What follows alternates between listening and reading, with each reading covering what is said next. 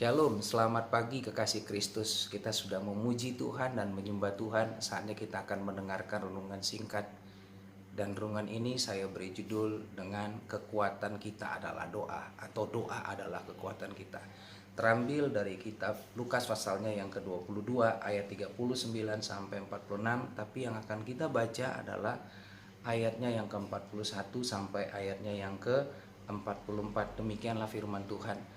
Kemudian ia menjauhkan diri dari mereka, kira-kira sepelempar batu jaraknya. Lalu Yesus berlutut dan berdoa. Katanya, "Ya Bapakku, jikalau engkau mau, ambillah cawan ini daripadaku. Tetapi bukan kehendakku, melainkan kehendak-Mu lah yang terjadi." Maka seorang malaikat turun dari langit. Dia melihat, menampakkan diri kepadanya untuk memberikan kekuatan kepadanya. Ia sangat ketakutan dan semakin bersungguh-sungguh berdoa. Peluhnya menjadi seperti titik-titik darah yang bertetesan ke tanah. Lalu ia bangkit dari doanya dan kembali kepada murid-muridnya. Tetapi ia mendapati mereka tidur karena duka cita. Teman-teman yang kukasihi dalam Tuhan Yesus, berdoa itu tidak mudah. Mengapa saya katakan berdoa tidak mudah? Kalau ada orang yang mengajak saudara, mari kita berdoa, atau berkata, "Mari datang dengan saya, bersama saya traktir kau makan," pasti yang paling cepat kita akan terima adalah undangan makan daripada undangan berdoa. Demikian pula Tuhan Yesus.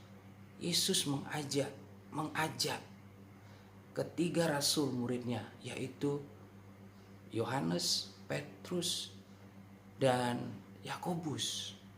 Yohanes dan Yakobus adalah anak-anak Zebedius untuk berdoa di Taman Getsemani. Dan Yesus berkata, "Tinggallah di sini, saya akan berdoa. Kamu berjaga-jaga juga di dalam doamu itu." Tapi apa yang terjadi? Yang terjadi adalah mereka tertidur, terlelap. Alkitab mengatakan karena mereka berduka cita. Jadi berdoa itu tidak mudah. Karena Yesus sendiri yang ajak muridnya berdoa, mereka tertidur. Tetapi Yesus dalam segala kelelahannya, kecapeannya, ketakutannya, dia menjadikan doa menjadi inspirasi sumber kekuatannya. Dan dia itu lakukan, Bapak Ibu Saudaraku. Oleh karena itu marilah kita berdoa. Dan ketika Yesus berdoa, Yesus memperoleh kekuatan dari Tuhan. Alkitab katakan dia melihat malaikat turun dari langit dan memberikan kekuatan kepada Yesus yang sedang berduka dan sedang ketakutan tersebut. Mengapa saya memilih kitab Lukas sebagai dasar daripada renungan ini?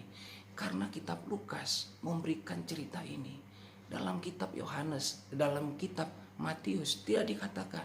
Dalam kitab Markus tidak dikatakan dan tidak tertulis ada malaikat turun dari langit dan memberikan kekuatan kepada Yesus. Tetapi kitab Lukas memberikan cerita ini bahwa dia menjauhkan diri dari murid-muridnya sepelempar batu jaraknya. Dia berdoa dan mengambil waktu khusus kepada Tuhan.